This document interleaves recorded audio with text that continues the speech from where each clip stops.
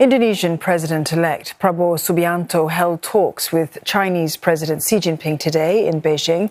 It's his first trip overseas since winning his country's election in February.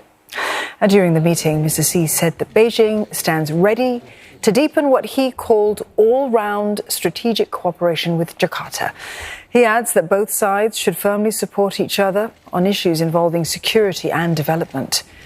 Mr. Prabowo is expected to visit Japan tomorrow to meet with Prime Minister Fumio Kishida and other Japanese officials.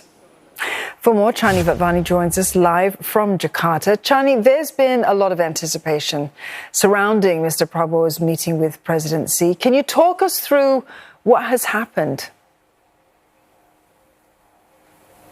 Well, Don, there are several things to note here. We know that President Xi Jinping extended an invitation, that the trip is 3 days, and that this is the first country that Mr. Prabowo is visiting since becoming president-elect. Now, analysts say that this trip is an opportunity for Mr. Prabowo to essentially prime his relationship with China ahead of his inauguration in October. Now, we've also had a Chinese Ministry of Foreign Affairs spokesperson say that the fact that China is the first country Mr. Prabowo visited fully reflects the high level of China-Indonesia relations as well.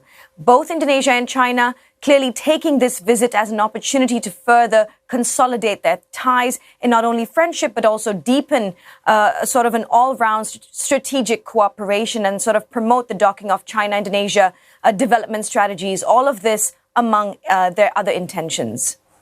Chandni, there have been overlapping claims between Indonesia and China on the South China Sea. What do we know of the president-elect's plans on that region?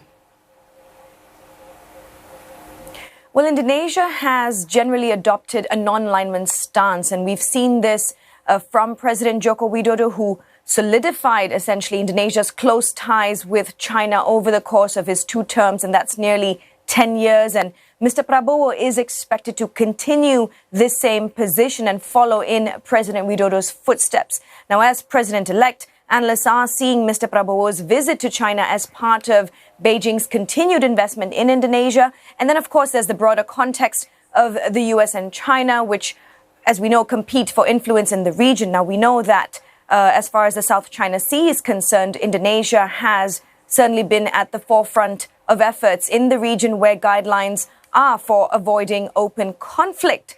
We also know that Indonesia has also kept a steady balance, struck a balance between the two. And so where China is concerned, it is looking at Indonesia for a strategic and long-term perspective and what it calls mutually beneficial development. And Indonesia also, of course, of the opinion that strategic dialogue and cooperation with China is vital for the region's security and stability.